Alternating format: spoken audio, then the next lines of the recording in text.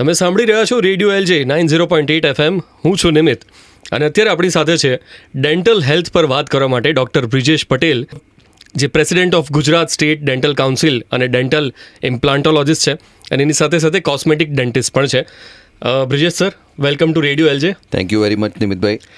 Sir, સૌથી પહેલાં આપણે ડેન્ટલ હેલ્થની વાત કરીએ કે જે જનરલી અત્યારે ઘણા બધાને પ્રોબ્લેમ થતા હોય છે સેન્સિટિવિટીનો, ઇન્ક્લુડિંગ યંગસ્ટર્સ, બરાબર? તો હવે સેન્સિટિવિટી એક્ઝેક્ટલી શું છે અને એને ક્યોર કરવા માટે કેવું આપણે શું ટ્રીટમેન્ટ કરી શકાય, અને એની સાથે સાથે ફૂડ હેબિટ્સની વાત કરીએ કે કેવું ફૂડ છે કે જે તમારા દાંત પર ઇફેક્ટ કરી શકે છે.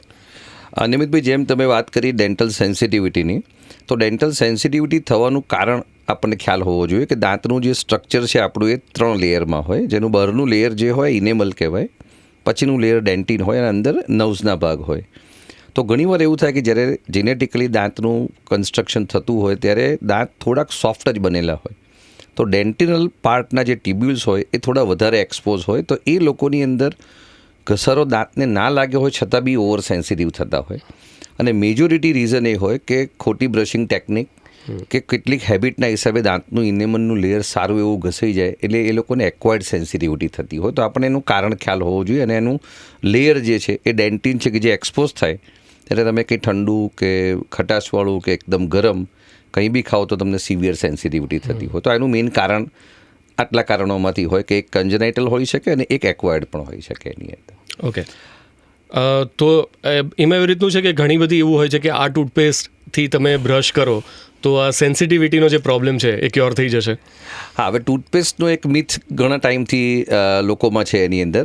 હવે અમે વર્ષોથી, હું 28 યર્સની પ્રેક્ટિસમાં જોઉં તો મારી પાસે બધી જ ટૂથપેસ્ટવાળા પેશન્ટ આવે છે, એટલે વી ડોન્ટ નો કે ભાઈ કઈ ટૂથપેસ્ટથી દાંત એકચ્યુઅલીમાં સારા થાય છે. તો આપણને એનો કોન્સેપ્ટ પહેલાં તો ખ્યાલ હોવો જોઈએ કે ટૂથપેસ્ટનું પર્પઝ શું છે. હું એવું કહું કે તમને જે પણ ટૂથપેસ્ટ માફક આવતી હોય તમે વાપરો, that is good for your teeth health. પણ as far as sensitivity is concern, તો સેન્સિટિવિટી માટે કેટલાક ઇન્ગ્રેડિયન્ટ્સ છે, જેમ કે પોટેશિયમ નાઇટ્રેટ છે, સ્ટ્રોન્શિયમ ક્લોરાઇડ છે, ઘણી બધી નવી રિસર્ચ પ્રોડક્ટ છે કે જે તમારા ડેન્ટિનલ ટ્યુબ્યુલ્સને બ્લોક કરતી હોય. એને તમે રેગ્યુલર વાપરવાથી સેન્સિટિવિટીની અંદર એ તમને રાહત આપે અથવા ધીરે ધીરે ઓછી થાય. સેન્સિટિવિટીની જ્યાં સુધી વાત છે ત્યાં સુધી જો એ નોર્મલ લેવલમાં હોય તો ટૂથપેસ્ટથી તમને ઘણી બધી રાહત આપે, પણ એ સિવિયર લેયર સુધી પહોંચી હોય તો તમારે એની પ્રોપર ડેન્ટલ ટ્રીટમેન્ટ કરાવવી જરૂરી બને.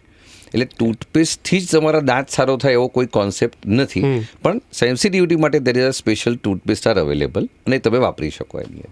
ઓકે સર, એક ટર્મ થોડા ટાઈમથી અત્યારે ખાસું ટ્રેન્ડમાં છે, કોસ્મેટિક ડેન્ટિસ્ટ્રી. તો એક્ઝેક્ટલી એ શું છે એ આપણે વાત કરીએ. નિમિતભાઈ, જ્યારથી માનવજાતનો ઉત્પત્તિ થઈ ત્યાંથી કોસ્મેટિક એની સાથે સંકળાયેલું છે. તમે જો કોસ્મેટિક આપણી રોજબરાની જિંદગીમાં everyone wants to be a good looking, એ આ હ્યુમન નેચર છે એની અંદર. એટલે તમે જો ફેશન ટ્રેન્ડ્સ બી દાદા ચેન્જ થતા હોય, ફરી પાછા આવે. પેન્ટ પોળી મોરીને આવે, પાછા સાંકડીને આવે, ફરી પાછા પોળી મોરીને થાય. હેરસ્ટાઇલ તમારી જુઓ તો તમારી જે ફર્સ્ટ પર્સનાલિટી તમે જુઓ તો સૌથી પહેલો પાર્ટ આવે ઇઝ અ સ્માઇલ, અને કોઈ પણ માણસની સ્માઇલ જે છે that will dictate the personality. So everyone wants to look good where they are smiling with that. એટલે કોસ્મેટિક પહેલો જ પાર્ટ છે કે કોઈ પણ રીતનું સ્માઇલ કરેક્શન એને તમે કોસ્મેટિકમાં મૂકી શકો. એના પ્રકારો જોઈએ એની અંદર તો યંગસ્ટર્સમાં આપણે હવે અત્યારે જોતા હોઈએ કે વાંકા ચૂકા દાંત હોય કે જે સ્માઇલમાં એ લોકોને એવું લાગતું હોય કે this is really not good smile, so એને કોસ્મેટિક રિક્વાયરમેન્ટમાં ગણી શકાય. ઘણાને ફ્લોરાઇડના હિસાબે ડાઘાવાળા દાંત જ આવતા હોય.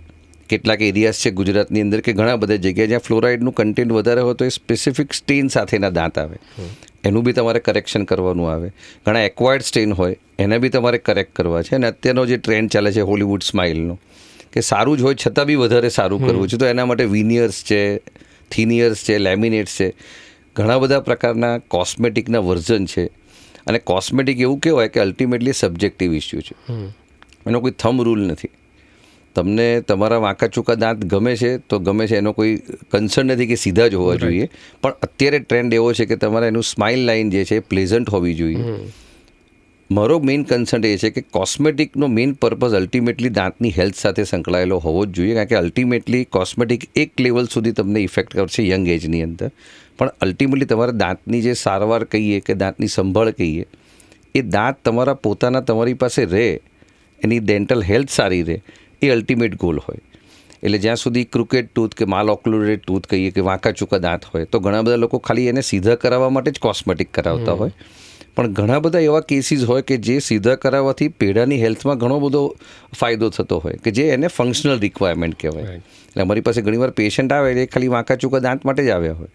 એમને ખબર ના હોય કે આ નહીં કરાવવાથી એકચ્યુઅલી ગમ્સની હેલ્થ ખરાબ થઈને દાંત વહેલા જતા રહેશે એની અંદર. સો કોસ્મેટિક કરેક્શનનો એક આ મેજર એડવાન્ટેજ છે જે લોકોને યુઝ્યુઅલી ખ્યાલ નથી હોતો. એમને ખાલી કોસ્મેટિક કરેક્શનનો જ ખ્યાલ હોય છે. એટલે બ્રેસીસ આપણે કરાવતા હોઈએ, વાંકા ચૂકા દાંત તારથી બાંધતા હોઈએ, એક ઓલ્ડ ટેકનિક હજુ ચાલે છે અને steel it is giving the result. અને નવી ટેકનોલોજીમાં જે એલાઇનર્સ આવે છે જેમાં તમારે બ્રેસીસ લગાવવાની જરૂર નથી, તો એનાથી બી કરેક્શનના ઘણા બધા ઓપ્શન હવે છે. એટલે કોસ્મેટિક અલ્ટિમેટલી એક થંબ રૂલ છે અને સારું સ્માઇલ કોને નથી ગમતું. Everybody wants to look with the good smile. અને હવેનો ટાઈમ એવો છે કે એની અવેરનેસ પણ વધી છે, લોકોની એફોર્ડેબિલિટી પણ વધી છે અને ટેકનોલોજી પણ વધી છે. તો એ ત્રણેયના હિસાબે હવે કોસ્મેટિક કરેક્શનના કહેવાય કે કેસીસ હવે ઘણા બધા વધ્યા છે એની અંદર અને એના ફાયદા પણ છે એની. ઓકે, સો તમે જેમ કીધું કે ટેકનોલોજીમાં પણ ચેન્જ આવ્યો છે, યસ. તો આમાં હવે કઈ રીતની બધી ટેકનોલોજી છે? તમે જ્યાં સુધી કોસ્મેટિક કયા પર્પઝ માટે તમે કરાવો છો એ પહેલો ક્વેશ્ચન છે. કે સપોઝ તમારે દાંતની અંદર પીળા ડાઘા છે કે સ્ટેઇન જ છે ખાલી, તો તમે એને બ્લીચિંગથી એને વ્હાઇટ કરી શકો પોસિબલ હોય ત્યાં સુધી. એનાથી પણ પોસિબલ નથી તો તમે એને ડેન્ટલ વિનિયર્સથી આખું તમે સ્માઇલ કરેક્શન કરી શકો, જેમાં તમારી પર આખું એક દાંતનું નવું જ લેયર થાય. તમે એના વાંકા ચૂકા હોય તો એને તમે સીધા પણ કરી શકો અને fantastic smile you can get with the veneers or with the crowns also. એ એક પાર્ટ થયો. તમારા દાંત બહુ જ વાંકા ચૂકા છે કે એનું માલ ઓક્લુઝન છે. માલ ઓક્લુઝન એટલે તમારા જે બે જડબા ભેગા થતા હોય તો એમાં 3 ટાઈપની પેટર્નથી જડબા ભેગા થાય. એને એટલે ક્લાસ 1, ક્લાસ 2 અને ક્લાસ 3 એવા 3 પાર્ટ છે. ઓકે. યુઝ્યુઅલી આપણું નોર્મલ જે જો હોય એનું રિલેશન એવું હોય કે તમારા ઉપરના દાંત બહાર હોય અને નીચેના 2 મિલીમીટર અંદર હોય. એને ક્લાસ 1 ઓક્લુઝન કહેવાય. ઘણા જડબા એવી રીતે ભેગા થતા હોય કે જેમાં દાંત સામસામી જ આવતા હોય, એને ક્લાસ 2 કહેવાય. અને ઘણા કેસ તમે જોયા છે જેમાં ચીન બહાર આવતી હોય કે રિવર્સ જો હોય એની અંદર, એ ક્લાસ 3 ઓક્લુઝનમાં છે. આ બધા ફંક્શનલ રિક્વાયરમેન્ટના કેસીસ છે જેમાં ખરેખર હાડકાનો જ પ્રોબ્લેમ હોય અને એના હિસાબે તમારા દાંત વાંકા થતા હોય. એટલે માટે જે વાંકા ચૂકા દાંતની જે બ્રાન્ચ છે અમારી એને ઓર્થોડોન્ટિસ્ટ કહેવાય છે. એટલે ઘણા પેશન્ટ કે સાહેબ ઓર્થો એટલે જડબાના સર્જરીના ડૉક્ટર હશે, પણ ઓર્થોડોન્ટિસ્ટ એટલા માટે કહેવાય છે કે જડબા સાથે કન્સર્ન છે. તમારા દાંતની બધી જ મૂવમેન્ટ જ્યારે તમે બ્રેસીસથી કરતા હો તો એ હાડકામાં થતી હોય. એટલા માટે ઘણીવાર ટ્રીટમેન્ટ લાંબી ચાલે કે 1-1.5-2 વર્ષની ટ્રીટમેન્ટ હોય વાંકા ચૂકા દાંત. એટલા માટે કે તમે જે ફોર્સીસ આપો દાંતને સીધા કરવા માટે એ ગ્રેજ્યુઅલી હાડકું રિઝોર્બ કરે અને પછી એને ધીરે ધીરે જે જગ્યા થઈ છે એમાં હાડકું ડિપોઝિટ થાય. એ ટાઈમ કન્ઝ્યુમિંગ પ્રોસેસ છે. એટલા માટે ઓર્થોડોન્ટિક પ્રોસેસો લાંબી હોય છે એની અંદર. એટલે આપણે વર્ષોથી જે જોતા આવ્યા છે મેટલના બ્રેસીસ હોય કે સિરામિકના વ્હાઇટ કલરના બ્રેસીસ હોય, હવે તો કોસ્મેટિક બ્રેસીસ બી ઘણા બધા આવી ગયા છે એની અંદર. અને અત્યારે જે ટ્રેન્ડિંગ ઓર્થોડોન્ટિક્સ જે થાય છે એમાં એલાઇનર્સ અત્યારે વધારે ચાલે છે, જેમાં તમારે બ્રેસીસ લગાવવાના જ નથી. એક ટ્રે આવે, ફ્લેક્સિબલ ટ્રે આવે, ટ્રાન્સપરન્ટ ટ્રે હોય, એ તમારે જાતે જ પહેરવાની છે, જાતે જ કાઢવાની છે. અને એ આખી એક સોફ્ટવેર બેઝ પ્રોસિજર છે જેમાં તમારું આખું એક સ્કેન થાય ડિજિટલ સ્કેનથી.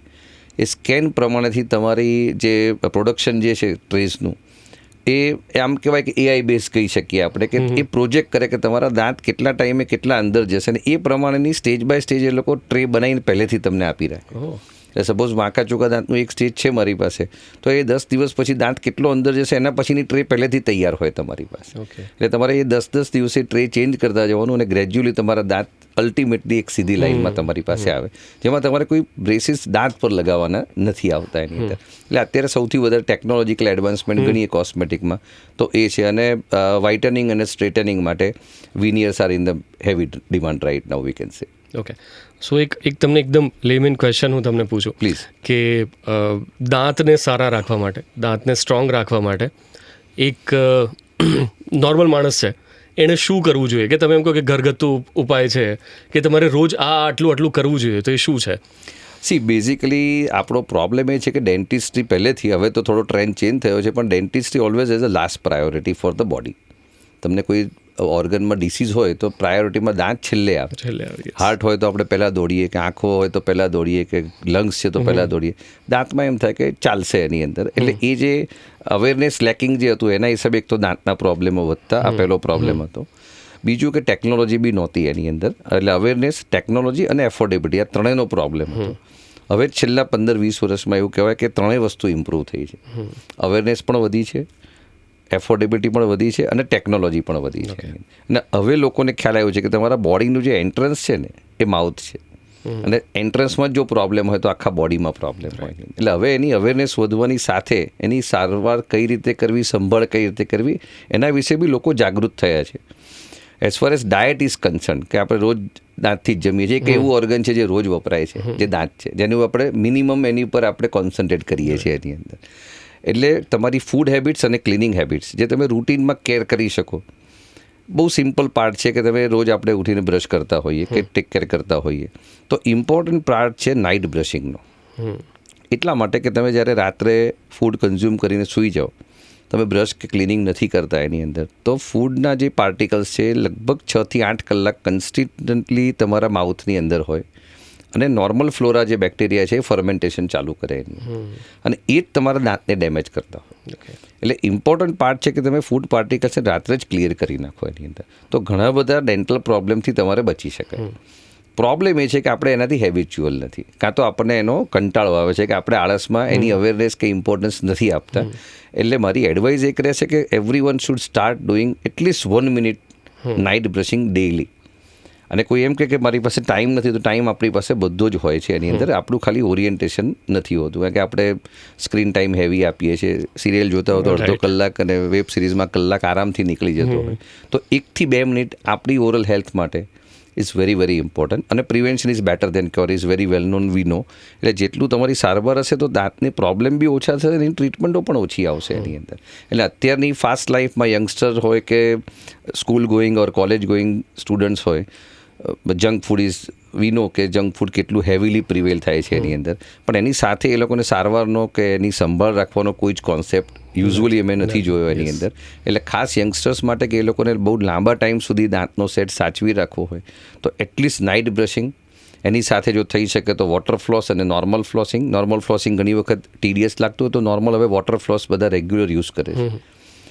એટલો પાર્ટ તમે આપો તો તમારા દાંતની સારવારથી તમે એટલીસ્ટ બચી તો શકો છો એની અંદર. એટલો પાર્ટ 100% કરવો જોઈએ. ઓકે, સો જેટલા પણ લોકો આપણને સાંભળી રહ્યા છે, આઈ થિંક એ લોકોને હવે દાંત સારા રાખવા માટે, સ્ટ્રોંગ રાખવા માટે અને પોતાની સ્માઇલ સરસ રાખવા માટે બહુ જ સારી ઇન્ફોર્મેશન મળી ગઈ હશે. Sir, thank you so much અમારી સાથે ઇન્ફોર્મેશન શેર કરવા માટે. It's always my pleasure. Thank you so much, so much. Thank you so much.